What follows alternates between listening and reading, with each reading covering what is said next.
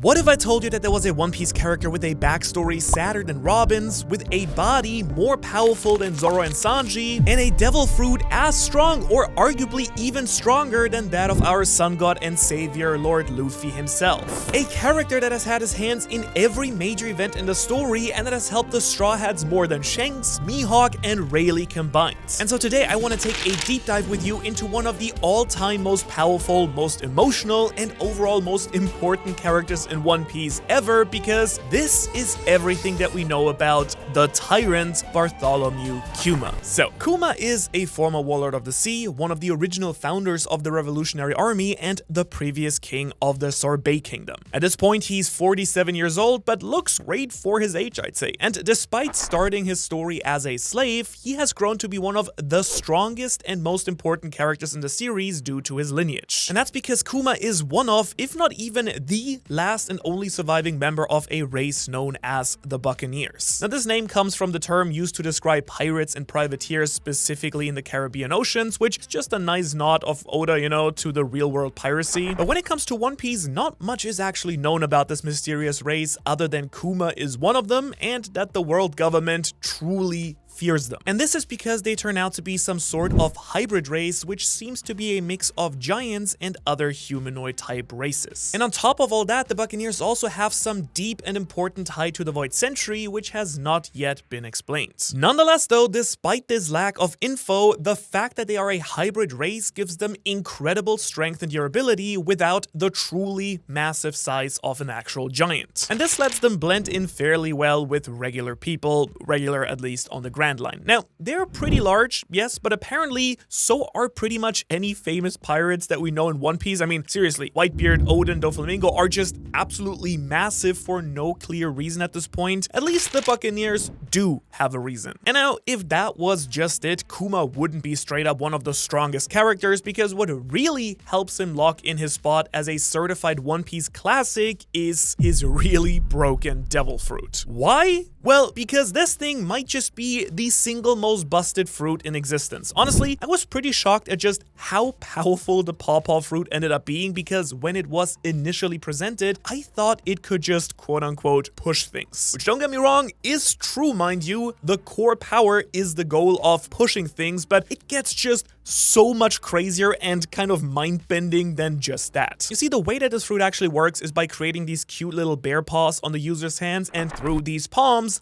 the true power is then unleashed, repelling anything from objects, attacks, or people to even concepts and feelings like pain or memories. Yeah, it gets pretty wild. And this ultimately gives Kuma an insane defense, but also impeccable support status. I see this working particularly strongly because he can essentially lengthen anyone's ability to really fight by just removing the pain from his allies. Now, I should mention at this point, this power comes at a cost as well, because if Kuma pushes out someone's pain, he himself or another person must take on that pain, or else it will just return to the original person all at once. You'll probably know this one because this is the power that created the very famous nothing happened moment on Thriller Bark, where, nothing happened. But more importantly, it was used to showcase just how wonderful of a person Kuma actually is, as he uses these miracle hands of his to aid the sick, the elderly, and struggling people of the Sorbet Kingdom during his flashback, taking on all their pain himself. But don't worry, I will go into even more depth on that in just a moment. But let's stick with his devil fruit here. He can also push people to places that he's previously traveled to, which is exactly what he did with the Straw Hats after the Sabaody incident. To be fair though, this only seems to be working if the location isn't obstructed by a physical barrier. Now, this was actually shown off during Egghead Island when Kuma tried to send himself to Egghead but was then stopped by the Red Line since,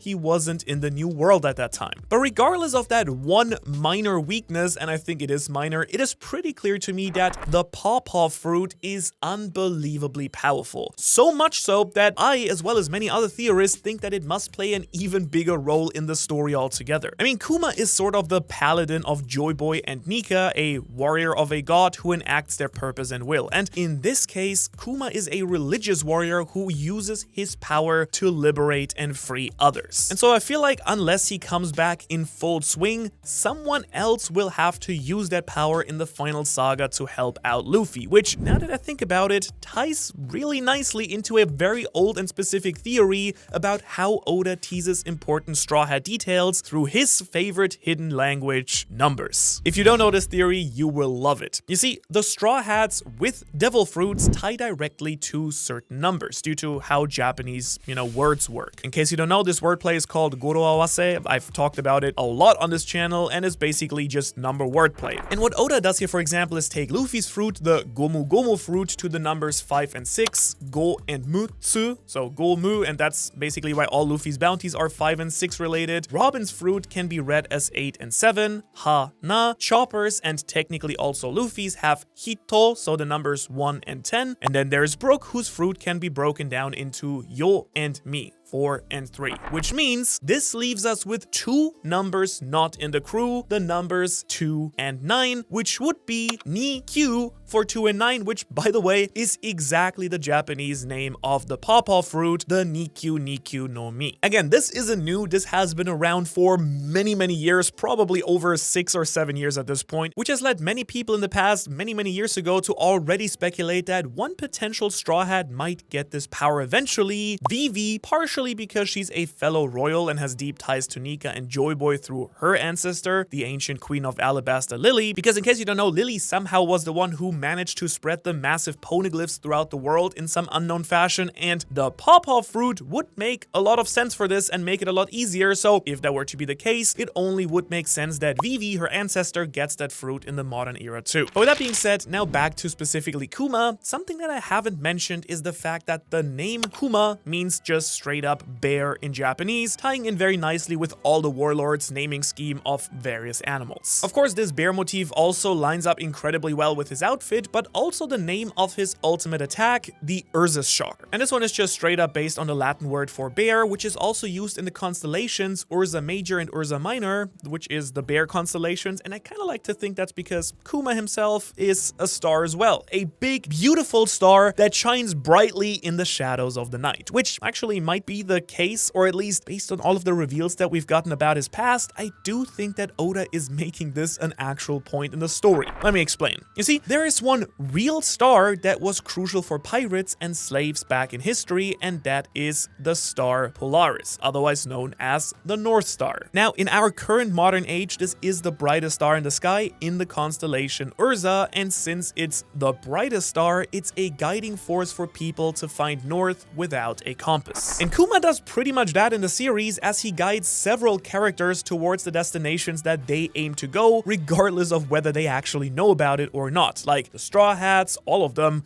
Bonney. But what I do find even cooler is that the North Star also served as a symbol of hope for slaves historically, and that also once again ties in pretty nicely with Kuma, who has been a slave at 2 different points throughout his life. But his ties to the sun god Nika always pushed him towards liberation and hope, eventually becoming that same type of symbol himself for so many other people, making Kuma the guiding star in One Piece, I think, which I do think really works well with his role as the guide of the Straw Hats into the time skip too. And actually, while I'm on the topic, let me tell you about today's sponsor. I'm just kidding, this video doesn't have a sponsor, but check out this really cool, cute snail over here.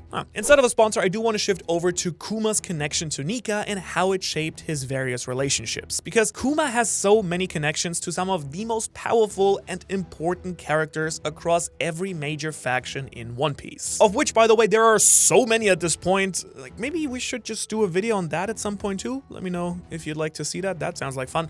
Regardless, Kuma is tied to a ton of these factions and the key player in a lot of them too, it seems. He's the father of Jewelry Bonney, a captain of the worst generation. Then he's also the guardian angel of the Straw Hats and Luffy specifically, which got revealed in his backstory when he talked to Monkey D. Dragon, his colleague and friend from the Revolutionary Army, and from his old freedom fighter days, because after Kuma brought up Luffy, Dragon lashed out at him in defense, and it was revealed that since that day, Kuma had kept close tabs on Luffy for some mysterious reason. Now, could it have been because he's friends with his dad, or is it because he knew the rubber powers of Luffy were actually that of the sun god, and he was making sure that his lord and savior would one day return safely. If you want to know what I'm thinking here, I kind of like to think it was both, because genuinely I do think Kuma would have protected and saved Luffy regardless of whether he was Joy Boy or not. But speaking of saving Luffy, Kuma saved him from his friend Marine Admiral Kizaru on Sabaody. Now, they aren't like super close best buddies for life, let's get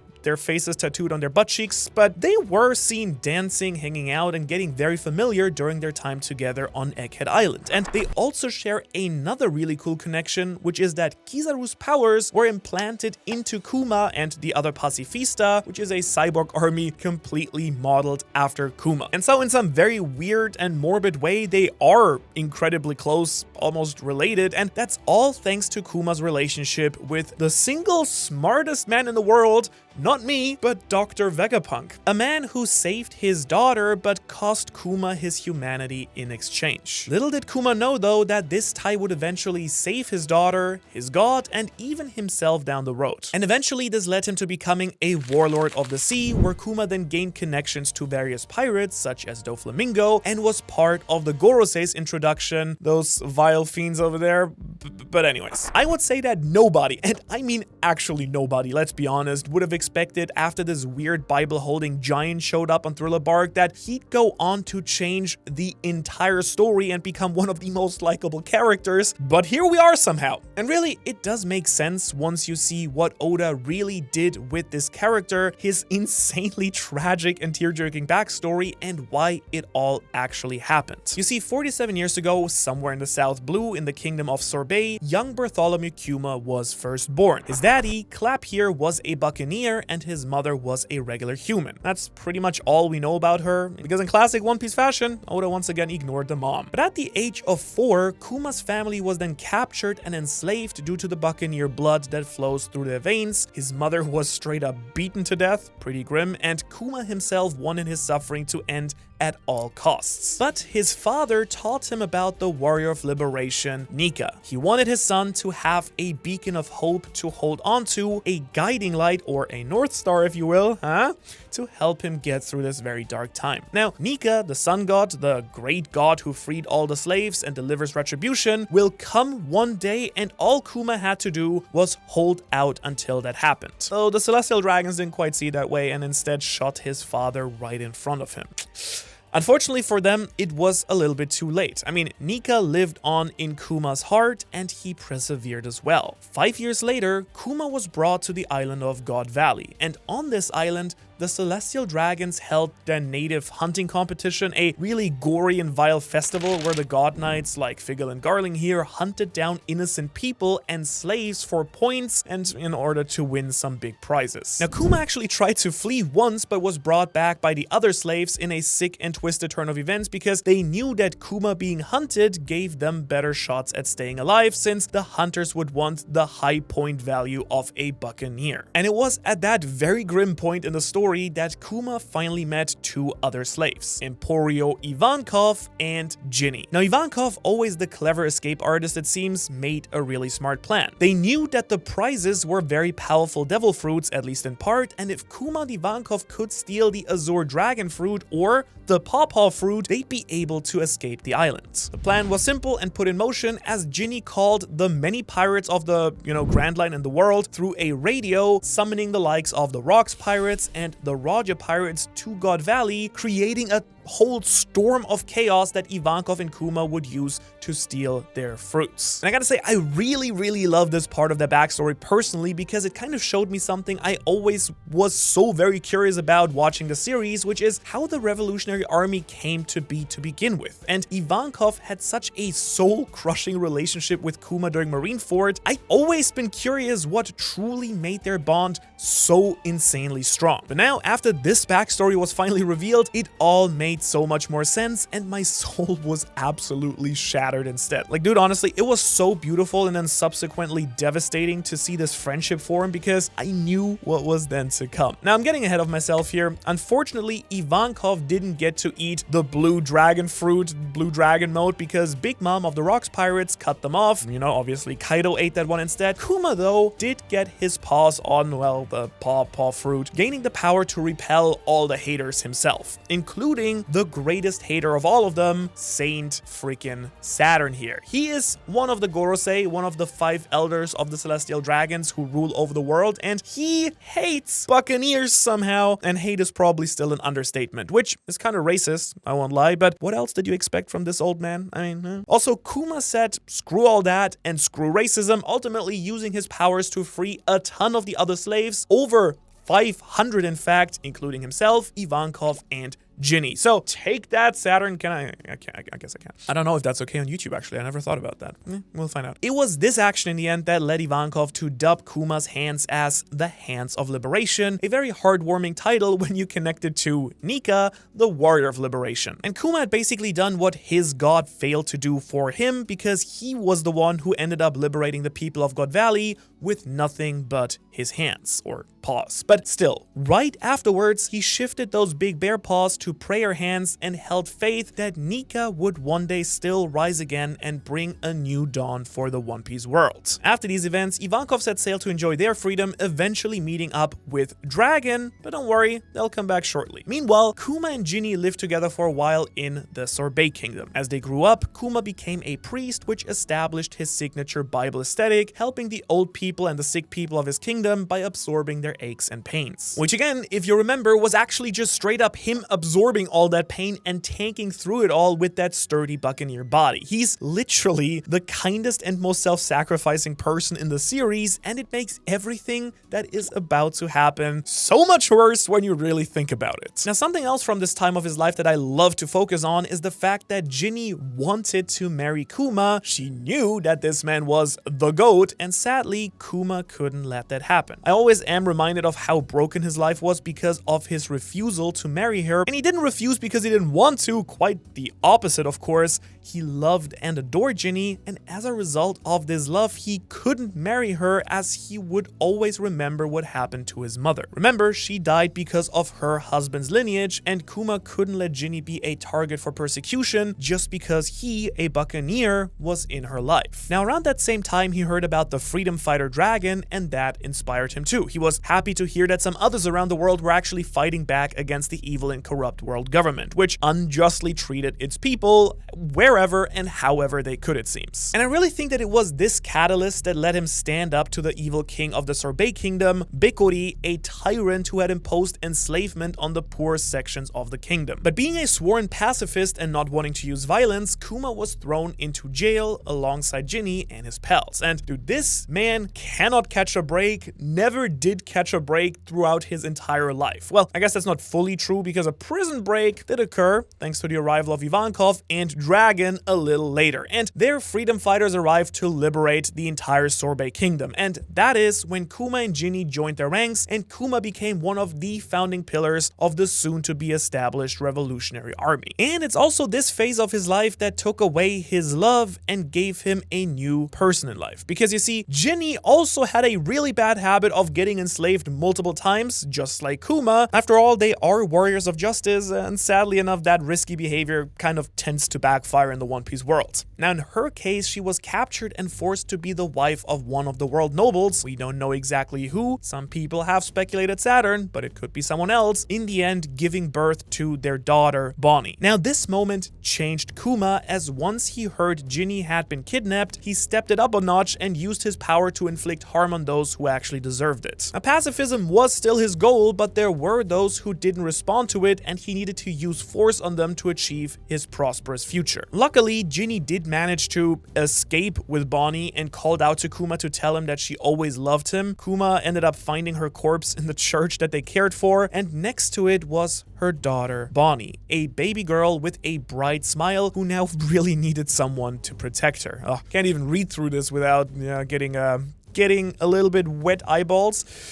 Whew. And in the end, Kuma did what any man in love would do and any reasonable man would do. raising Bonney as his own. A new phase of his life had now started. Daddy Kuma, the greatest father of all time, was born, which I will say is not a high standard in the One Piece world, but he actually is a great father. Now, Kuma ended up raising Bonney and then went on to train a young Sabo, but shortly after all of this happened, Bonney developed a really weird and dangerous disease. In fact, the very same disease that had killed her mother, the dreaded sapphire scales, which I gotta admit I was very disappointed to find out does not actually turn you into a Kyogre, but instead kills you after a few years, which is just so much worse. So much worse. Anyways, Kuma lied to Bonney, saying that she'd get better by the age of 10, and then devoted his entire life to figuring out how to cure this disease. He ended up resigning from the Revolutionary Army in the process so that he could fully put all of his focus into his daughter, and he then led a very violent revolution in the Sorbet Kingdom once again, exiling the previous king, Bikuri, who had been overthrown by Dragon. Kuma then took on the mantle of Tyrant King, striking fear into Bikuri and anyone else who would try and overthrow the Sorbet Kingdom once again, and then fled to the sea in search of solutions to Bonney's ailment. As a result, he eventually became Pirate Kuma and met up with his pal Dragon once again. Now, Dragon informed Kuma that the great Dr. Vegapunk could possibly be someone who might be able to save Bonney, and Kuma spared no time at all. He scooped up his daughter and rushed over to Egghead Island, the new laboratory of Dr. Vegapunk. And this is something I really want to focus on here for a moment, because I think that people tend to forget just how close we are to the current story at this point. You might be surprised to learn that this meeting with Vegapunk happened 4 years ago in the current story, 2 years prior to Luffy setting sail and the start of the story. Just to give you some frame of reference of how intertwined Kuma is in both major historical events like God Valley, but also the entire modern era as well. Now, Vegapunk ended up agreeing to save Bonney if Kuma acted as the model for his Pacifista project, but a dreaded enemy from Kuma's past appeared to throw the entire plan off track. That was the once again vile and evil Saint Saturn, who picked up the phone and called in, and in what I might describe as the worst conference call of all time, and that says something if you've ever been in a conference call, he told Kuma that Vegapunk would only save Bonney if Kuma became a warlord of the sea, a pirate who sailed on behalf of the world government. Turns out that Ace, a member of the Whitebeard Pirates, had recently defeated another warlord, and so a spot had opened up. And Kuma ended up agreeing, but there were a few additional catches. You see, minor detail in the contract, but he would also have to forego his entire humanity, becoming a cyborg and the model for all the Pacifista. He'd also never be allowed to see his daughter after this happened once again, which I do have to say is just the craziest set of terms, but Kuma agreed instantly. He didn't really have a choice, and too good a person, as long as Saturn and Vegapunk promised to make sure that Bonney would be returned to the Sorbet Kingdom after their surgeries. Now, this all did actually go well, and while his operations were still underway, Bonney was returned to the Sorbet Kingdom, and Kuma said his goodbyes, thanking Bonney for being born. And boy, I actually want to cry right now. Alright, I will say this might just be the single most brutal backstory in all of One Piece, which, once again, really says something. Robin, Brook, there are some really sad ones. He just wanted to make sure that his daughter was okay, and he took on the literal world in order to pull it off. I mean, Kuma, you are a great man. The greatest man. And I am really sorry for what is about to happen. You see, Kuma the Warlord is now sailing the ocean, documenting his travels to various islands and sending them to Bonney, who would sadly never read these letters he wrote due to the world government actually picking them all up and destroying them. And it was actually during this time that he came to the Goa Kingdom, Dragon's home, Luffy's home, and watched over the soon-to-be king of the pirates, Monkey D. Luffy. He saw his rubbery body in action, and in this moment, he witnessed the next Nika in action as well. Now, obviously, the jury is still out if Kuma did realize at this point Luffy was the sun god, or if that happened later during their next interaction, but I do like to think this was the moment Kuma realized the new dawn was going to rise and what Luffy actually was. Also during this time, Kuma would finally make his first appearance in the series when the Straw Hats defeated Crocodile, calling for a summit of the Warlords. Again, it's kind of crazy to think that all of this was saved for the Egghead Island arc, considering that he actually first appeared appeared during chapter 233. After the summit, we do know that Kuma went back to Egghead Island and saw the pacifista for the first time himself. It was kind of an eerie dystopian moment. This little interaction is also when Kuma decided to just say screw it and told Vegapunk that Luffy was Dragon's son, since he figured, well, this dude is gonna read my memories sooner or later anyhow, might as well tell him about it now, since Vegapunk mentioned Luffy had declared war against the world government recently, which means that this meeting happened sometime after Water 7. And then, on his final mission, before completely losing his memories and humanity, Kuma goes to Thriller Bark to inform the Warlord Gecko Moria that Blackbeard was replacing Crocodile. Kuma was then eventually ordered to destroy Thriller Bark and try to take down the Straw Hats, and then, you know, nothing happened. Or so I would say if this was a regular video. Besides, I used that joke earlier, I can't use it twice. Yeah, in this moment, Zoro offers his life in exchange for Luffy and Kuma, and instead Kuma let Zoro take on Luffy's pain using his Paw powers. This moment proved to him that Luffy's crew was truly good and truly loyal, and so Kuma of course allowed them to escape, kind of having this be more of a test. And of course commenting on the fact that Dragon's Kid truly was something else. And you could be too, by the way, if you ended up joining the Ohara Patreon. I'd love to see you join and get access to early podcasts, chapter reviews, as well as some other really cool and unique perks on the horizon. I promise I won't turn you into a pacifista either, it's just good times and good perks over there, and you get to support the channel. Now with the bills being paid, after this interaction, Kuma then went on to Sabaody on a whim to check on his daughter from afar. He ended up getting caught again in a crazy turn of events when Luffy assaulted the Celestial Dragons, summoning the wrath of Admiral Kizaru and Sentomaru, Kuma's buddies from Egghead Island. And it was then that Kuma did the most important thing he has done so far, at least for the sake of the series, because Kuma intervened in the Straw Hats battle with Admiral Kizaru, and by using the powers of his Paw fruit, pushed them all to various places from his past, places that he traveled to as a warlord, the very same places he tried to tell Bonney about in his letters. Oh my god.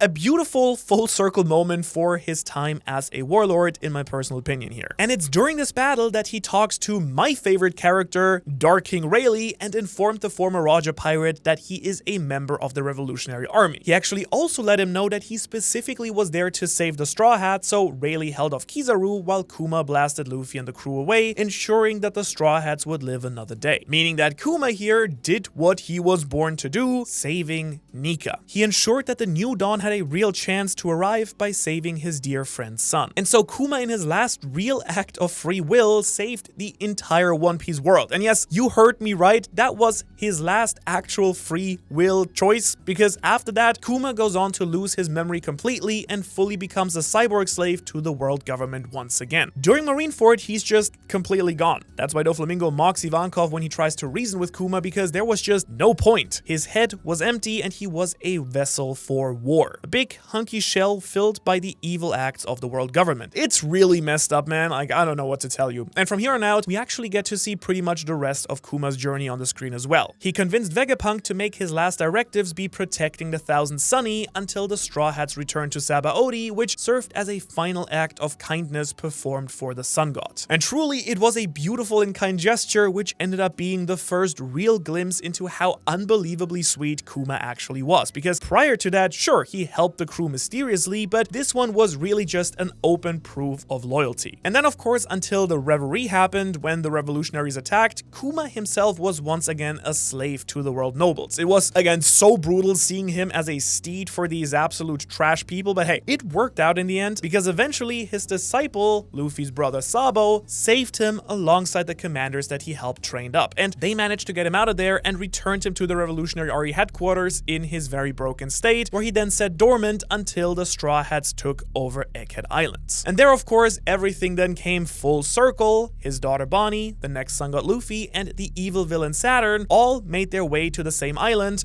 the island that Kuma was built on, turned into a cyborg on, Egghead, and his friends Sentomaru and Kizaru clashed there, while his god defended his daughter from literal straight up demons. Kuma had to go there, he needed to see and save them, and so he did. He used his epic paw burst power to launch himself to Egghead, but did hit a little bit of a road bump. You see, remember when I said that his power only worked if his destination wasn't a clear path? Yeah, unfortunately, the new revolutionary headquarters and Egghead Island were on opposite side of this, tiny little wall called the Red Line, but it was barely an inconvenience for him as he just climbed up, attacked some world nobles in Marijua, faced off with the fleet admiral Akainu, and then just made his way over to Egghead Island from there. No biggie. Also that he could save his daughter, and again, Luffy, ensuring the new dawn with arguably the most epic punch in the series. The anti-establishment and anti-racism fist of supreme justice, I guess. Kuma truly is a whole different beast as a character who embodies everything I think that Oda sees as struggle and triumph in his world. He embodies what it means to be a good father, something that Oda became after creating Kuma's character. He even has stated that this is why he made this Kuma's character arc. And since Kuma is on Elbaf, what exactly is he gonna do now? Well, I do think he has another big role to play, completely finishing one last full circle in his character arc. Because Kuma may just be the secret to how the Straw Hats leave Elbaf and start a new time skip. You heard me right.